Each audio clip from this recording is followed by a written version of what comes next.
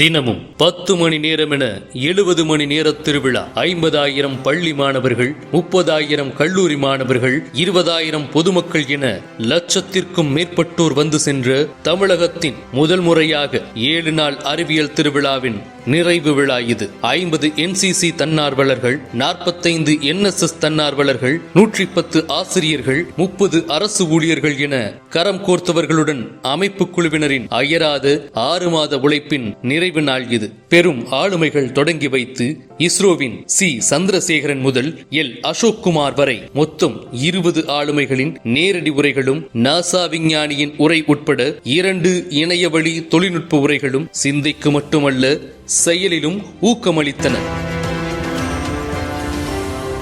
தமிழகத்தின் தென்கோடி முதல் வடகோடி வரை குவிந்த 600க்கும் மேற்பட்ட புத்தாக்கங்களிலிருந்து தேர்ந்தெடுக்கப்பட்ட 130 புத்தாக்கங்கள் 120 அரங்கங்களில் காட்சிப்படுத்தப்பட்டன. இதில் பல் தொழில்நுட்ப கல்லூரிகளும், கலை அறிவியல் கல்லூரிகளும், பொறியியல் கல்லூரிகளும், புத்தொழில் நிறுவனங்களும் கலந்து கொண்டு அறிவியல் ஆச்சரியங்களை பார்வையாளர்களுக்கு அள்ளித்தந்தனர். சிறந்த அரங்குகள் பரிசு தொகையாக மொத்தம் 4,20,000 தட்டிச் சென்றனர். முத்தாய்ப்பாக ஸ்டார்ட் அப் TN மூலம் முதலீட்டிற்கான சந்திப்பு நடத்தி திண்டுக்கல்லில் வளர்ந்த தொழில் முனைவோர்களால் முதலீட்டு சூழல் வலுப்படுத்த திண்டுக்கல் ஏஞ்சல் ஃபண்ட் DAF தொடங்கப்படுகிறது.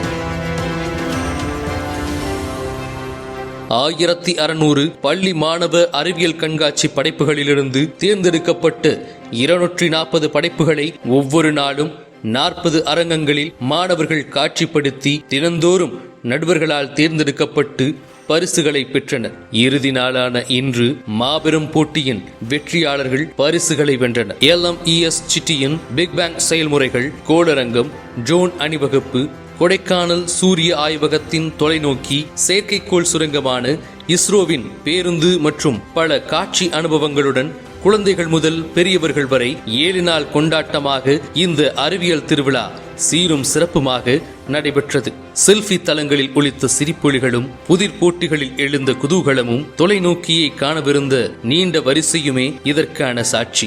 திண்டுக்கல் மாவட்ட நிர்வாகமும் SS நாகராஜன் அறிவியல் அறக்கட்டளையும் இணைந்து நடத்திய அறிவியல், தொழில்நுட்பம் மற்றும் புத்தாக்க திருவிழா 2026 இன்றுடன் நிறைவு செய்யப்படுகிறது. காட்டாஸ்பத்திரியில் சுற்றி கொண்டிருக்கும் ட்ரோன் மட்டுமல்ல, அனைவரது மனதிலும் நினைவுகளை சுழலவிட்டு நிறைவு பெறுகிறோம். நிற்காமல் ஓடுவோம், நிலவை தொடுவோம்.